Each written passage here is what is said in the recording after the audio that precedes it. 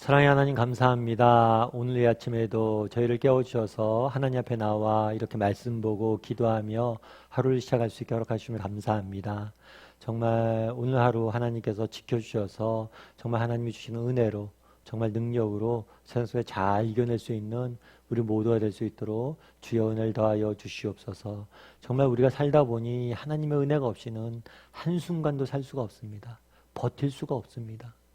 하나님, 정말 이 시간 우리에게 필요한 은혜를 허락하여 주시고 이 은혜를 가지고 오늘 하루 또 살아갈 수 있도록 주여 은혜를 더하여 주시옵소서. 아버지 하나님, 하나님께서 정말 이 시간 우리 각 사람에게 찾아와 주셔서 필요한 음성을 듣게 하시고 필요한 은혜를 맛보게 하시고 필요한 능력을 정말 얻어가는 그런 복된 시간 될 수 있도록 주여 은혜를 더하여 주시옵소서. 감사드리며 모든 말씀 예수님의 이름으로 기도하옵나이다. 아멘. 오늘은 12제자를 보내시다 라는 제목으로 마가복음 6장 30절부터 31절까지 말씀을 함께 살펴봤으면 좋겠습니다. 먼저 30절 말씀 같이 한번 읽어보면 좋을 것 같아요. 한번 30절 말씀 같이 읽도록 하겠습니다. 같이 읽겠습니다. 사도들이 예수께 모여 자기들이 행한 것과 가르친 것을 낱낱이 고하니. 예, 말씀드렸던 것처럼 지금 우리가 제자들이 전도여행을 다녀온 모습들을 봐요. 근데 이것은 샌드위치 구조라고 그랬죠. 그래서 샌드위치는 빵 사이에 야채가 있고 빵이 있습니다. 그래서 전도여행을 떠났다가 양쪽에 전도여행을 갔던 이야기가 있고 오늘은 돌아온 이야기였어요. 이 전도여행 사이에 뭘 넣어놨다고 그랬어요? 요한에 대한 이야기를 넣어놨죠. 이 밑에 있는 빵 부분이 오늘 다루는 내용이에요. 사도들이 전도여행을 돌아와서 뭐라고 이야기했어요? 예수께 모여 자기들이 행한 것과 가르친 것을 낱낱이 고했다라고 되어 있죠. 근데 이 사도라는 표현이 재밌어요. 원래 복음서에서는 주로 어떤 표현을 썼어요? 제자라는 표현을 썼죠. 그런데 사도행전에 가면 예수님이 부활하신 다음에 승천하신 다음에는 제자라는 이름 대신 사도라는 이름을 써요. 그런데 갑자기 지금 이 구절에서 뭘 쓰는 거예요? 사도라는 표현을 쓰는 거예요. 그럼 왜 썼냐는 거예요. 왜 사도라는 표현을 썼을까요? 이렇게 생각하면 쉬워요. 여러분 만약에 사범대 학생이 있어요. 그럼 사범대 학생은 나중에 뭐가 돼요? 결국엔 선생님이 되죠. 그래서 처음엔 학생이지만 나중에 선생님이 됩니다. 근데 중간에 어딜 나가요? 교생 실습을 나가요. 교생 실습을 나가면 학교에서 뭐라고 불러요? 선생님이라고 부르죠. 마찬가지로 지금은 나중에 사도가 되어서 해야 될 일들을 실습처럼 시범처럼 했던 기간이에요. 그래서 사도라는 표현은 의도적으로 쓸므로 이후에 이들이 감당해야 될 역할들에 대해서 보다 의미 있게 강조하고 있는 거겠죠. 그런데 이 사람들이 전도여행을 갔다 와서 끝난 게 아니에요. 전도여행을 갔다 온 다음에 한 일이 있죠. 뭘 했어요? 자신들이 행한 것과 가르친 것을 낱낱이 뭐 했다고요? 예수님에게 고했다. 예수님에게 뭐예요? 말했다 라는 의미겠죠. 그렇다면 우리가 생각해 볼 게 있어요. 예수님은 어떤 분이세요? 하나님의 아들이시죠. 따라서 예수님은 제자들이 행한 것과 가르친 것을 아셨을까요? 몰랐을까요? 여러분 아셨을 것 같아요? 몰랐을 것 같아요? 제가 어려운 걸 지금 묻는 걸까요? 아니면 쉬운 걸 묻는 걸까요? 이 어려운 문제가 아니죠. 하나님의 아들이니까 다 아셨어요. 아셨는데 왜 이것들을 듣고 있냐는 거예요. 사실 그날의 제자들이 고했다라고 이야기를 하잖아요. 이건 예수님에게 말한 게 아니에요. 왜냐하면 예수님이 이미 다 알고 있어요. 그럼 누가 알아야 되냐는 거예요. 알아야 되는 건 예수님이 아니라 제자들이 알아야 되기 때문에 이야기를 한 거예요. 무엇보다도 이것들을 통해서 예수님께서 주고자 했던 이렇게 제자들에게 이런 것들 고하게 하신 이유가 있어요. 그건 뭐냐면 첫 번째로 서로 배우길 원했어요. 그렇겠죠. 서로가 당신 어떻게 갔다 왔어? 전 이런 일을 했고 이런 것들을 했고 이렇게 했습니다. 아 그렇구나. 나는 이렇게 했는데. 이건 성경의 중요한 원리예요. 늘 하나님께서 뭘 하길 원하세요? 서로 배우길 원하세요. 그래서 우리가 다락방 같은 걸 하는 거예요. 다락방에서 서로 이렇게 배우고 가르치고 하는 거죠.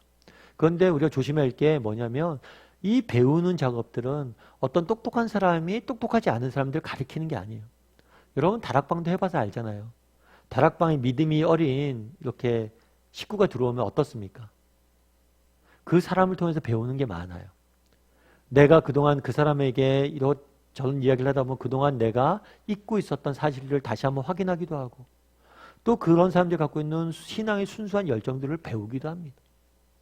물론 신앙이 어린 사람들은 경험이 많은 사람들에게 많은 걸 배워야겠죠. 그래서 늘 예수님께서 뭘 하길 원하신가요? 서로 배우길 원하셨던 거예요. 전도 여행으로 끝나는 게 아니에요. 그 전도 여행 했던 것을 서로 배우길 원해요. 우리의 삶 가운데 은혜가 있잖아요. 이런 은혜를 서로 나누길 원하시는 거예요. 그래서 이런 은혜들을 서로 많이 나눴으면 좋겠어요. 요즘은 나누기 더 좋잖아요. 카톡을 통해서 이런 이야기를 나누길 좋잖아요. 그래서 여러분들 아침 묵상도 마찬가지예요. 아침 묵상 이렇게 말씀 묵상하잖아요. 그럼 뭐 제가 여러분에게 말씀드린 것도 있겠지만 여러분들이 이 구절을 읽으면서 느낀 점들도 있을 수 있어요. 그런 것들 서로 나눠야 돼요. 저는 이런 것들을 나눴습니다 하고 나누고 혹시라도 여러분들 기도응답 받은 게 있잖아요. 그럼 여러분들 기도할 때도 같이 기도해야 되지만 응답도 같이 나눠야 돼요. 제일 안타까운 게 뭐냐면 열심히 기도했는데 응답에 대해서 안 나눠주는 거예요. 그럼 섭섭하잖아요. 중요한 건 응답 받는 게 중요한 게 아니에요. 전도 여행하는 게 중요한 게 아니에요. 물론 그것도 중요해요. 그런데 더 한 걸음 나가서 뭐까지 해야 돼요? 나누기까지 해야 돼요. 그래서 정말 제자들이 그랬던 것처럼 많은 것들을 서로 배우고 서로 나누었으면 좋겠습니다. 그런데 또 한 가지 이렇게 이야기하라고 하는 이유가 있어요. 그건 뭐냐면 서로 배우길 원하셨어요. 뿐만 아니라 기억하길 원하셨어요. 오늘 본문에 이야기하면 그렇게 얘기하죠. 낱낱이 하나도 빠짐없이 고했다는 거예요. 왜 고하게 했을까요? 기억하기 위함이에요. 우리가 했던 일들, 하나님 베풀었던 은혜를 기억하기 위함이에요. 여러분 제가 옛날에 드라마 하나를 봤어요. 드라마 하나를 봤는데 이 드라마는 복제인간에 대한 이야기예요. 막 사람 막 복제하는 거죠. 그런데 동생이 있었어요. 근데 형이 복제가 된 거예요. 형이 여러 명이에요. 그럼 도대체 누가 진짜 나의 형이냐는 거예요. 외모도 똑같고 모양새도 똑같고 다 똑같은데. 그런데 그 드라마가 주는 메시지는 그거예요. 이 중에 형은 한 명밖에 없다는 거예요. 육신을 복제했을지 모르지만 복제할 수 없는 게 한 가지 있다는 거예요. 뭐냐면 공유된 기억. 나와 이 형이 공유했던 기억은 복제가 안 된다는 거예요. 그러면서 인간됨의 가장 중요한 요소가 뭐냐면 기억이라는 거예요. 이거는 서구 역사와 서구 철학과 그 다음에 히브리 문학의 중요한 메시지이기도 합니다. 인간을 인간되게 하는 것, 인간의 가장 중요한 요소는 뭐냐면 기억이에요. 신앙도 마찬가지예요. 무엇을 기억하느냐, 그거에 따라서 우리의 신앙이 달라져요. 우리의 존재 자체가 달라져요. 그날에 왜 예수님께서는 스스로 말하게 했을까요? 이유는 한 가지예요. 뭐예요? 기억하라는 거예요. 기억할 수 있어야 돼요.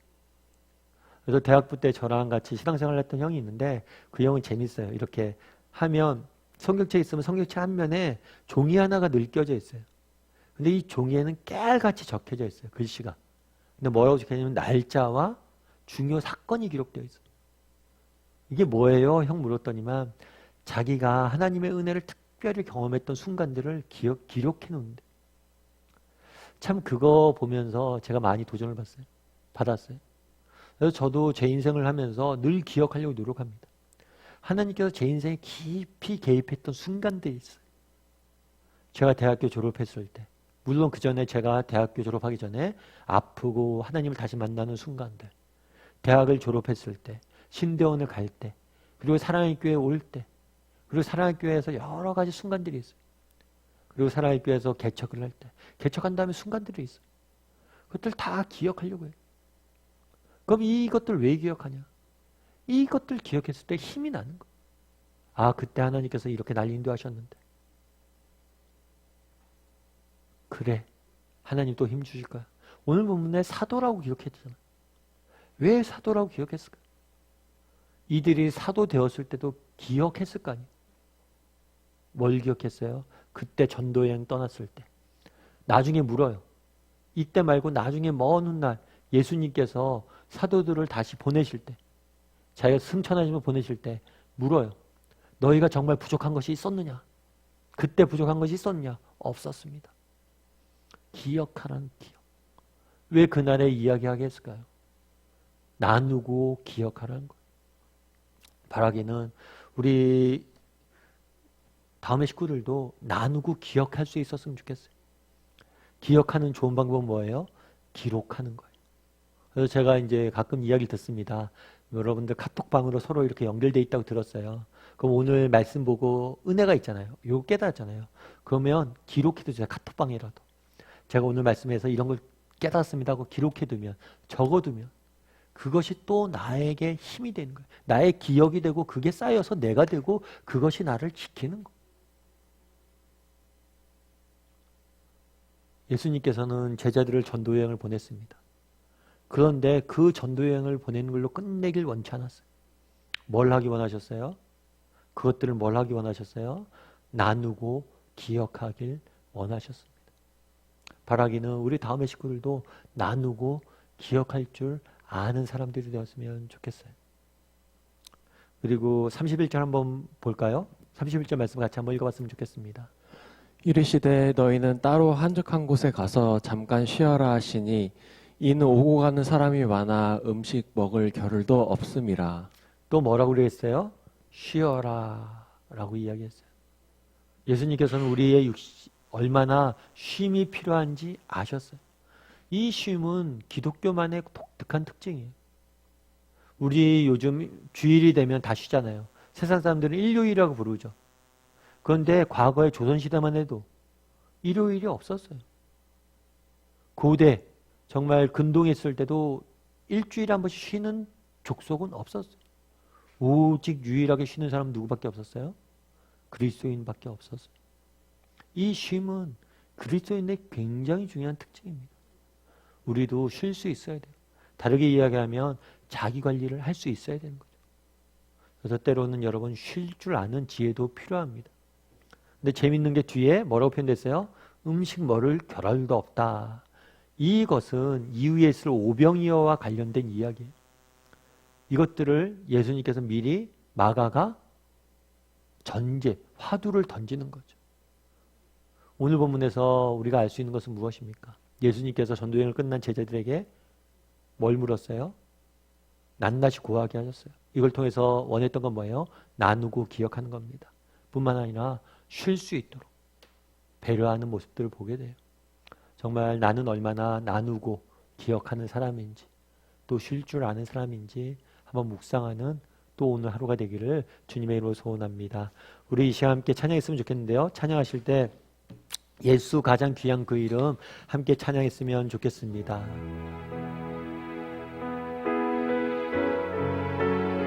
정말 오늘 하루 우리의 손을 잡고 우리의 인생길을 인도하시고 이끌어 가시는 그 예수님과 동행하였다는 고백을 담아서 이 시간 예수 가장 귀한 그 이름 함께 찬양하도록 하겠습니다.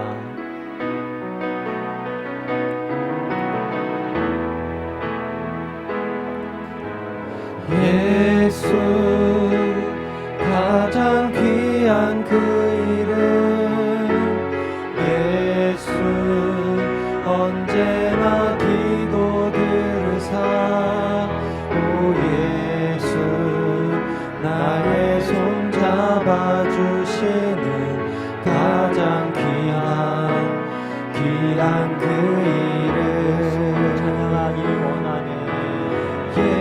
예수 찬양하기 원하네 예수 처음과 나중 되시는 오 예수 날 위해 고통당하신 가장 귀한 그 이름 왕의 왕이 되신 예수 왕의 왕이 되신 주 예수 당신의 끝없는 사랑 오 예수 목소리 높여 찬양해 가장 귀한 그 이름 우리 잠깐 기도했으면 좋겠습니다.